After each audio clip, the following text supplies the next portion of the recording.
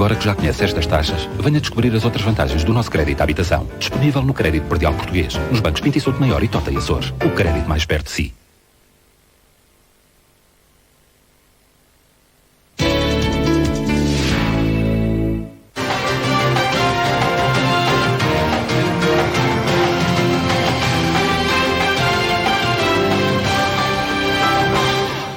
Boa noite. Portugal vai enviar 1000 soldados para Timor-Leste. A Força Militar Portuguesa deve chegar ao território em novembro. O anúncio foi feito por Jaime Gama esta noite, no final de um encontro com Xanana Gusmão. Jaime Gama diz que neste momento os militares estão a ser treinados, depois toda a operação decorrerá de acordo com as instruções das Nações Unidas. Jaime Gama convidou Xanana Gusmão para um jantar no Forte São Julião da Barra. Antes da refeição, uma reunião de trabalho, onde falaram da cooperação bilateral entre o Estado português e o futuro Estado de Timor. No final, Jaime Gama anunciou que a cooperação militar está já a ser preparada. Os militares portugueses estão, neste momento, a começar a receber um treino adequado para se inserir na força multinacional. E nós prevemos que as primeiras inserções possam vir a ter lugar em princípio ou meados de novembro. Jaime Gama explicou depois porque não pode o governo português enviar os soldados para o terreno quando quiser. As Nações Unidas é que organizam a força de peacekeeping. Se nós colocássemos militares no terreno sem articulação com as Nações Unidas, estaríamos a ter uma conduta igual à da Indonésia. É preciso nós compreendermos que há uma legalidade internacional e que as operações de paz se inserem num quadro jurídico internacional e não pela vontade das nossas cabeças ou dos nossos sentimentos. O Ministro da Defesa disse ainda que, apesar destes soldados ainda não terem partido, já há militares portugueses no terreno. Nós já temos militares portugueses em Timor, incluídos na missão portuguesa. Nós já temos em Timor uma missão humanitária de 72 portugueses. Nós já estamos a organizar na Austrália uma missão logística com vários militares. Nós temos uma fragata a navegar para Timor e nós estamos a preparar devidamente as nossas forças militares para as empenhar nessa força de paz. Xanana afirmou ter terminado o primeiro dia desta visita a Portugal com confiança no futuro e explicou que, para já, não quer falar sobre a hipótese de se candidatar a Presidente da República de Timor-Leste. Eu vim para, com a ajuda dos meus colegas, afirmar o CNRT como um interlocutor válido dentro deste processo todo e que em todos os aspectos deste processo, aspecto administrativo, aspecto de ajudas, apoios, pois nós somos os representantes do povo para esta transição. Portanto, falemos ainda das dificuldades desta transição, que são muitíssimas. Xanana Gusmão foi hoje o homem que conseguiu emocionar um país inteiro. Com palavras simples, o líder da resistência pediu a Portugal ajuda para o povo timorense recuperar a felicidade. Xanana chegou a Lisboa perto das 9h30 da manhã e, a partir daí, as homenagens de solidariedade nunca mais pararam. O momento mais esperado. Às 9h23, o Falcon da Força Aérea aterrou em Figo Maduro. 5 minutos mais tarde, Xanana Gusmão pisava solo português e era recebido com palmas e honras de chefe de Estado. Jorge Sampaio foi o primeiro a abraçar o presidente do CNRT. Almeida Santos e António Guterres foram os senhores que se seguiram, tudo como manda o protocolo. Mas para Xanana, o dia ainda mal tinha começado. Rodeado de apertadas medidas de segurança, deixou o aeroporto. Pelo caminho foi respondendo às boas-vindas com acenos. A próxima paragem era o Hotel Penta. À entrada, dezenas de pessoas esperavam impacientes para verem de perto o herói da resistência. A confusão foi muita, mas a Sandra, que fazia 7 anos, conseguiu receber uma prenda que, por certo, não esquecerá: os parabéns de Xanana. A agenda não perdoava, o líder do CNRT era esperado em Belém. O encontro com Jorge Sampaio durou 1 hora, o momento certo para agradecer o apoio dado pelos portugueses e pedir ajuda para o futuro. Estou aqui representando aquele povo pequeno, heroico e sofredor, para vos dizer, portugueses, que vos temos nos nossos corações e que estamos preparados para, com a ajuda da comunidade internacional e, sobretudo, do povo irmão português, reconstruir a nação com que sonhamos. As decisões serão dos timorenses. Este é um princípio fundamental que queria sublinhar aqui. Na parte respeitante a Portugal e no que se refere às minhas competências, Portugal naturalmente dará todo o seu apoio numa relação que se deseja fraterna, companheira, adulta e responsável. São essas as palavras que quero desejar ao Sr. Presidente Gusmão. Já todos lhe chamam Presidente, um tratamento que, por certo, também lhe terá sido dispensado no almoço que se seguiu com a família política portuguesa. Antes de partir para um encontro com o Primeiro-Ministro, Xanana ainda fez um importante anúncio. Quando é que vai para Dili? Em meados de outubro. Cerca das 3 da tarde era recebido por António Guterres. No final foi anunciada a criação de um grupo de ligação entre Portugal e Timor-Leste. Luís Amado, Vítor Melícias, Fernando Neves e representantes do Conselho Nacional da Resistência vão definir o quadro da cooperação. As contas ainda não estão feitas, mas já se sabe. Portugal vai contribuir com mais de 10 milhões de contos. Uma coisa o comandante quis deixar bem clara: a reconstrução do território não pode ser feita com as falentildes armadas. Entretanto, na Assembleia da República já se tinham concentrado milhares de pessoas. Entre vivas a Xanana e a Timor-Leste, esperavam algumas palavras do presidente do CNRT. Timor não vencerá porque já venceu.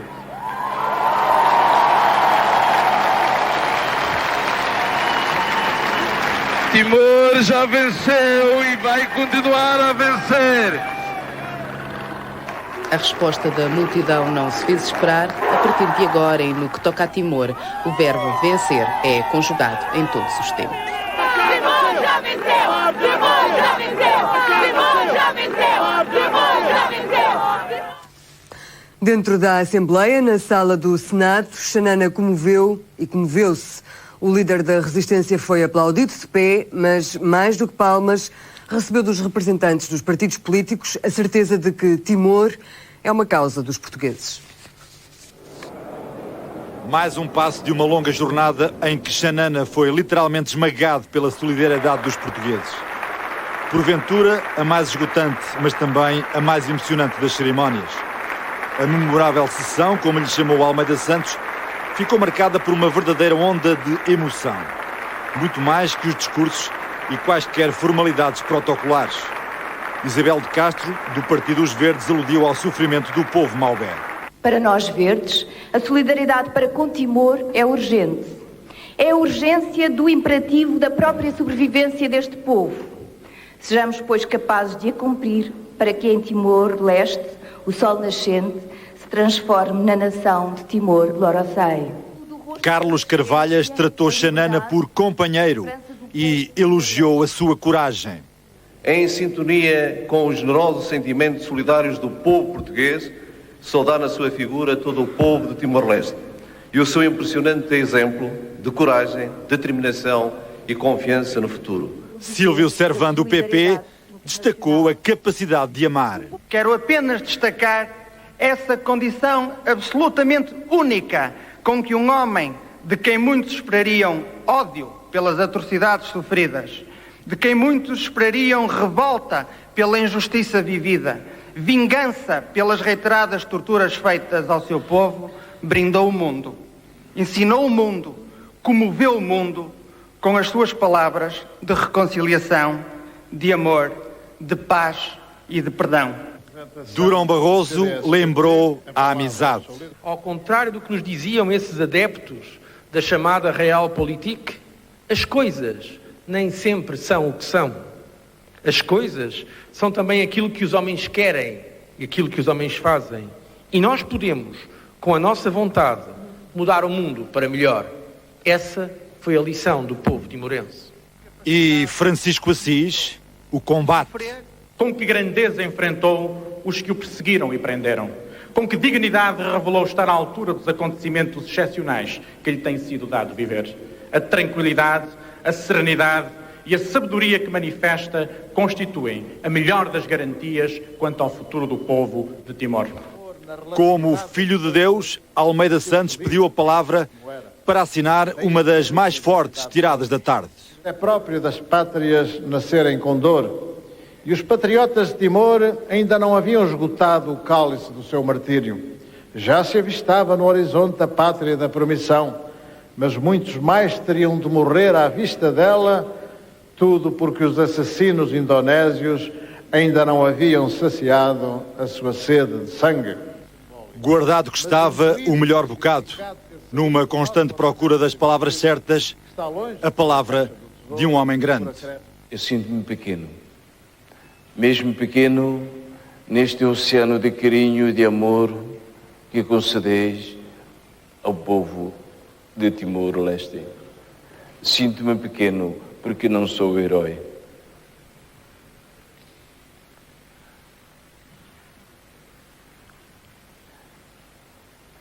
O herói, o verdadeiro herói, é o povo de Timor-Leste.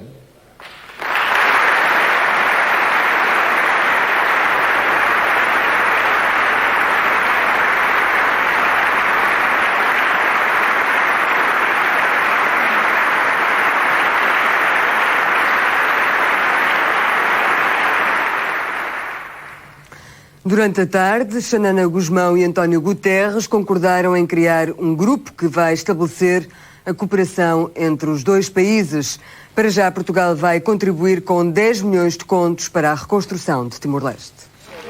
Um abraço prolongado à chegada a São Bento. Seguiu-se o encontro de 1 hora com António Guterres, enquanto cá fora uma mulher esperava ansiosamente por Xanana Gusmão. Xanana nem sequer sabe que eu estou aqui. Não. Como é que foi escolhida para a madrinha dela? Porque eu trabalhava com a mulher dele e a mulher perguntou-me se eu e o meu marido queríamos ser padrinhos do casamento deles. Eles estão também timorenses? Há 20 anos que Elisa não vê Xanana. Conheceu-o antes de ele ir para as montanhas e combater com os Falentil. Agora o antigo guerrilheiro foi novamente batizado. O Sr. Presidente Xanana Gusmão. O primeiro-ministro insistiu por 3 vezes em chamá-lo de presidente e Xanana até discursou como tal. Eu quereria chorar, eu quereria gritar, eu quereria fazer tudo, mas depois deste encontro, eu sinto que levo uma esperança nova. Foi a pensar nas necessidades de um novo país, do futuro Timor-Leste, que Xanana e Guterres concordaram na criação de um grupo de ligação, composto pelo secretário de Estado, Luís Amado, o padre Vítor Melícias e o embaixador Fernando Neves. São estes 3 homens que vão definir o quadro de cooperação. E desde já estão disponibilizados um conjunto de meios, sobretudo visando, para além das ações de emergência no terreno, aquelas que possam apoiar tecnicamente e em termos de formação o CNRT na sua missão histórica de conduzir a reconstrução e o desenvolvimento de Timor-Leste. É sobre essa obra gigantesca que surgem as primeiras contradições entre o CNRT e as Nações Unidas, a começar pelo desarmamento das Falentil. Não pode ser. As Falentil não podem ser desarmadas. Podem ser consideradas a participar numa estrutura de defesa.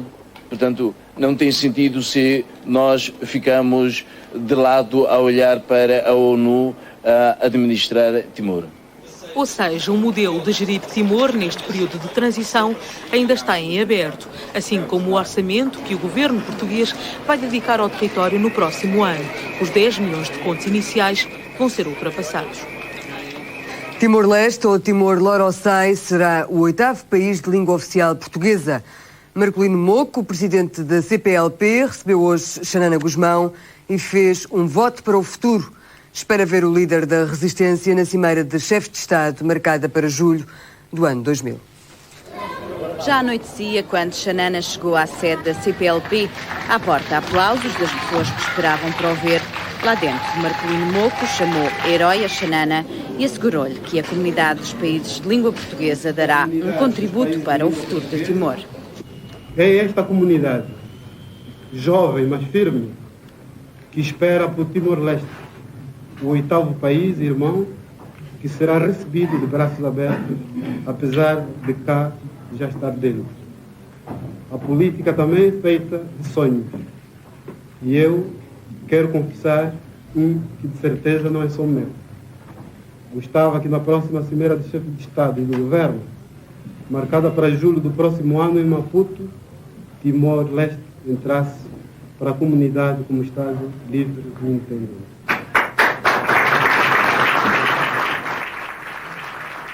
De sonhos falou também Xanana. Com uma palavra comovida de agradecimento a Sofia de Melo Breiner, Xanana Gusmão contou que mesmo no sofrimento se sonha e um dos sonhos de Timor já é conhecido. O nosso sonho também é sermos o mais depressa possível o 8º membro da CPLP. A dedicatória que Xanana deixou no livro de honra da CPLP foi um poema que fala de viver em paz e liberdade. Depois, a foto da família da língua portuguesa, mas o líder do CNRT quis uma outra especial com a sua poetisa.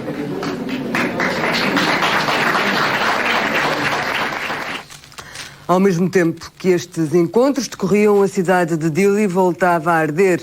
O primeiro incêndio começou no antigo quartel. Pouco depois, outros fogos foram ateados em 3 locais diferentes.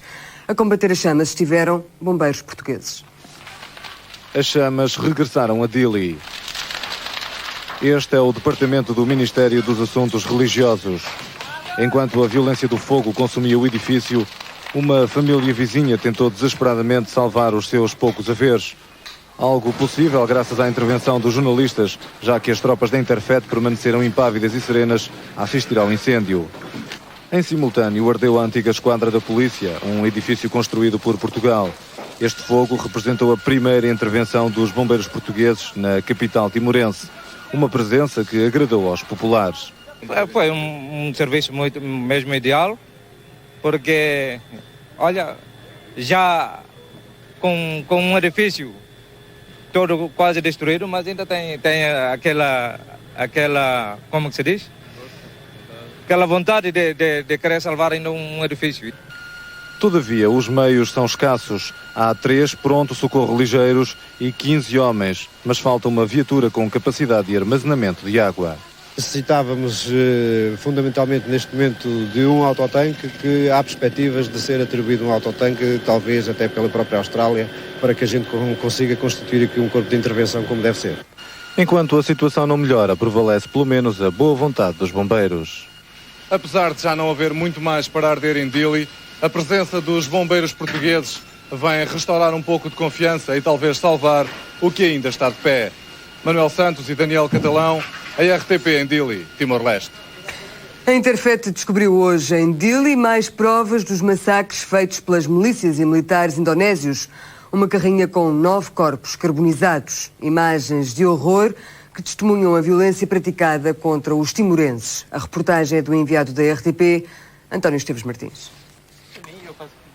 O horror a escassos 50 metros da estrada marginal que liga Dili a Liquiçá, a apenas 4 km do aeroporto. Na caixa de carga desta carrinha queimada jazem os restos carbonizados de timorenses.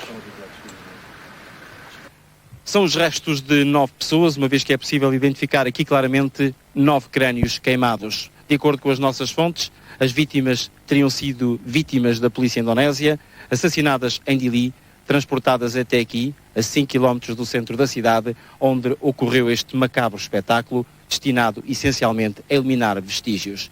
Mas o mais grave é que as autoridades australianas da Interfet foram informadas pelos portugueses que encontraram estes corpos e até agora ainda ninguém se dignou vir até aqui.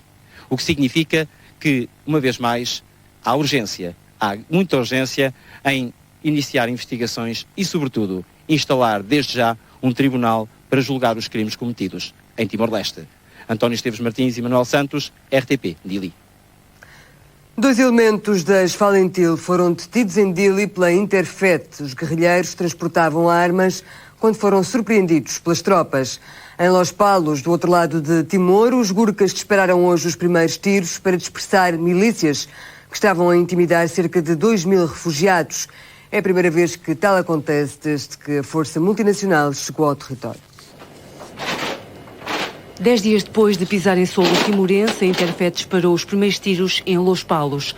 As balas saíram das armas dos Gurkhas, o corpo especial britânico, mas não atingiram ninguém. This is the first firing of shots by Interfet forces. Well, it was always going to happen. At this stage, no shots would appear were actually fired, but until the CEO of the Gurkhas gets the full debrief, the initial reports after the incident were in fact the aggression was shown by the militia and shots were fired by the Gurkha soldiers. Tiros intimidatórios dirigidos às milícias que se preparavam para atormentar mais de 2.000 refugiados que estão já em Los Palos. Milícias que de resto continuam a circular pelo território, mas que encontram agora resistência por parte da Interfet. Hoje em Dili foram capturados mais alguns pró-integracionistas e apreendidas outras tantas armas. Surpreendidos pela força multinacional foram também 2 elementos das Falintil que transportavam armas de pequeno calibre e algumas granadas.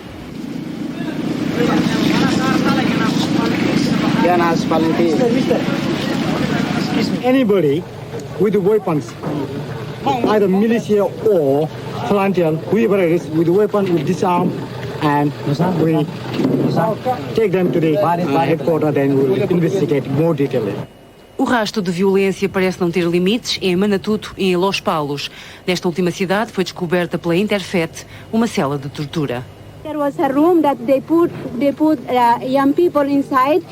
We could only see the blood, full of blood. And that's a Kodim? Yeah, that's the Kodim. Not the battalion? No, the Kodim, the place of the Kodim. And then until now, maybe you can go there and really see the blood is still there, all dry. And then all the houses are really destroyed. It's not anymore the city. Right after the announcement of the result, within few days, we started hearing shots more and more repeatedly during the day and then during the night, and hurting people. Segundo os relatos, aqui terão sido assassinadas mais de 100 pessoas. A população que não conseguiu fugir para as montanhas foi levada à força para outras partes da Indonésia, onde ainda permanece. Uma segunda guerra na Chechênia poderá estar para breve. As tropas russas já ocuparam várias aldeias da República. O objetivo é barrar o caminho aos independentistas islâmicos. A ofensiva terrestre parece agora inevitável. A Rússia diz que não reconhece legitimidade ao presidente checheno. Sem encontrarem resistência, as forças russas apoderaram-se de 5 aldeias no norte da Chechênia. Cumpriam assim a promessa do primeiro-ministro russo Vladimir Putin de que os militares entrariam na República Independentista onde e quando fosse preciso. Embora as autoridades de Moscovo garantam que só atacam as bases terroristas, os chechenos abandonam os seus lares e procuram um refúgio na vizinha República da Ingússia. O número de refugiados atinge várias dezenas de milhares. Entretanto, o governo da Chechênia, que deixou de ser reconhecido por Moscovo, já afirmou que não ficará de braços caídos. Temendo a repetição da Guerra Sangrenta de 94, a União Europeia apelou a Moscovo para não invadir a Chechênia. Benfica joga a próxima eliminatória da UEFA com o PAOK de Salónica. A notícia na segunda parte. O Benfica, a única equipa portuguesa que passou à segunda eliminatória da Taça UEFA, já tem adversário. A equipa da Luz vai defrontar os gregos do PAOK de Salónica. PAOK Salónica. Com estatuto de cabeça de série, a UEFA colocou o Benfica num grupo onde tinha 4 possíveis adversários. Os suíços do Grasshoppers, os polacos do Lodz, os vikings que eliminaram o Sporting ou então estes gregos do PAOK. What are the strong points of your Quais team? são os pontos fortes da vossa equipa? Começamos há 2 anos a construir uma nova equipa. O estádio Tumba é uma das nossas grandes armas, já que há sempre muitos e fervorosos adeptos da nossa equipa em todos os jogos. Não temos nenhum jogador que seja uma super estrela, temos em todas as posições muitos jogadores de bom nível. É certo que no estádio Tumba o ambiente é tremendo, também é verdade que aquele estádio tem apenas uma capacidade para 32 mil espectadores, por isso é algo que não assusta o Benfica. Toda a gente sabe que na Grécia há sempre um bom ambiente, mas na Luz também há. Então nós temos de fazer igual a ele, no mínimo, por isto, e depois a equipa vai fazer a diferença. Já no próximo domingo, o PAOK de Salónica defronta o Panathinaikos para o campeonato e os técnicos do Benfica vão fazer a sua primeira observação. Desta vez, ao contrário do que aconteceu com o Dinamo de Bucareste, o Benfica joga primeiro fora e a segunda mão será no Estádio da Luz. Os jogos desta eliminatória da Taça UEFA serão a 21 de outubro e 4 de novembro. Noé Monteiro, RTP, em Genebra. O 10º aniversário da Galeria I Grego, em Lisboa, está a ser comemorado como não podia deixar de ser, com uma exposição de pintura. Chama-se Oriente e os trabalhos são assinados pelo pintor Oliveira Tavares.